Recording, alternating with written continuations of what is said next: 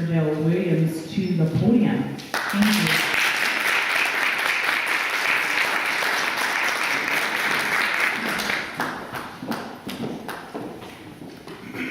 Good morning, everyone. Good morning.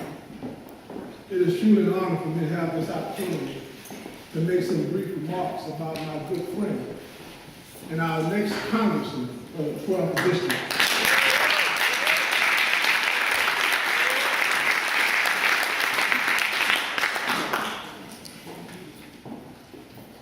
Most of you probably do not know that when I decided to run for the Board of County Commissioners 20 years ago, 1993, a young man stepped up to the plate and agreed to manage my campaign.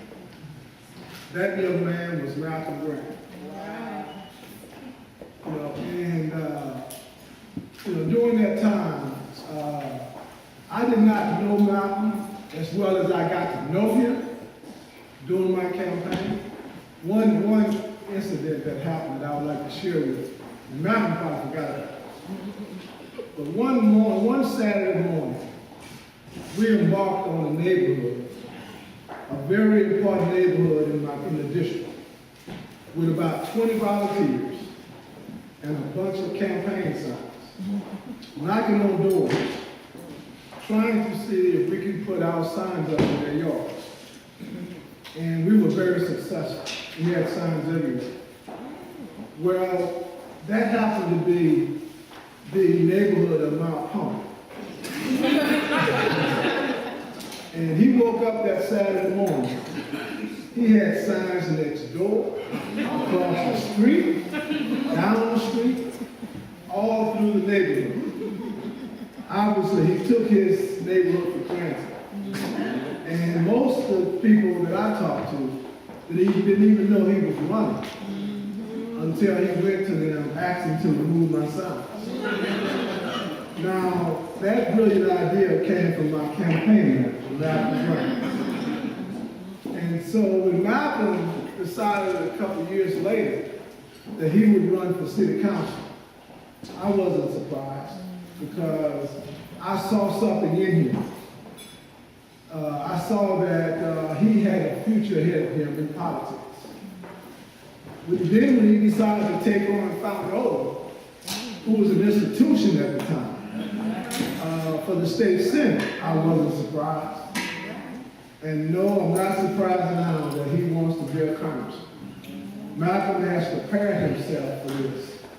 He didn't just wake up one morning and decide that I'm going to run for Congress. He's been preparing himself for this. Kim knows.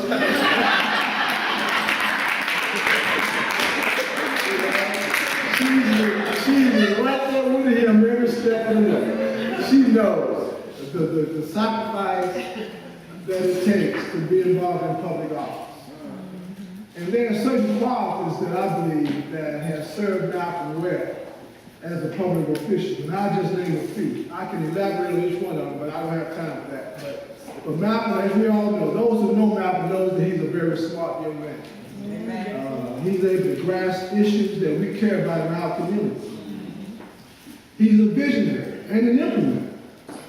Just look at what's happening around Johnson C. Square. I mean, you can see while Dr. Carter has got a lot of accolades about what is happening, the man behind the scenes making that happen is Malcolm Grant.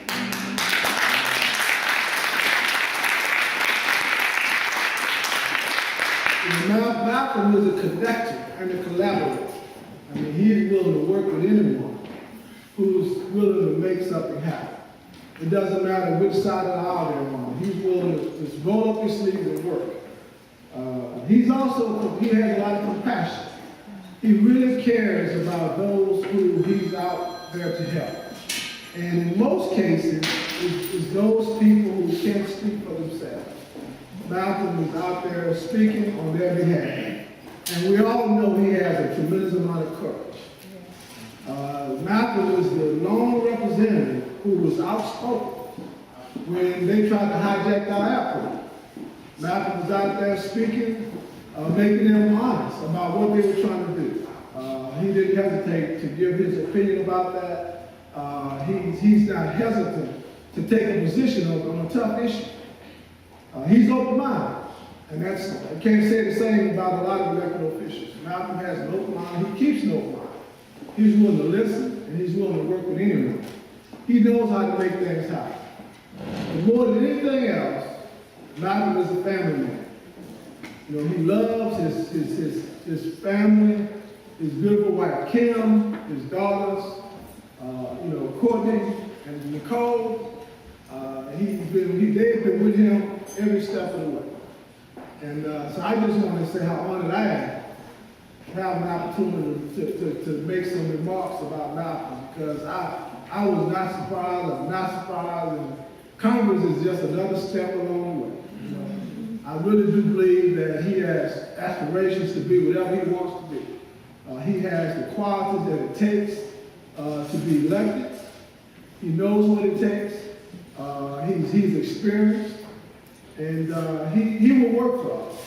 And so I just want to say we need to make sure we roll up our sleeves, get out there, and let everyone know that this is the man for the 12th Congressional District, the second person to be elected in this position. He got some big shoes to fill. You know, Mel White has done an outstanding job. But I know Malcolm is up for the task. And again, I want to thank you for this opportunity. And let's go for Malcolm. Malcolm Brown.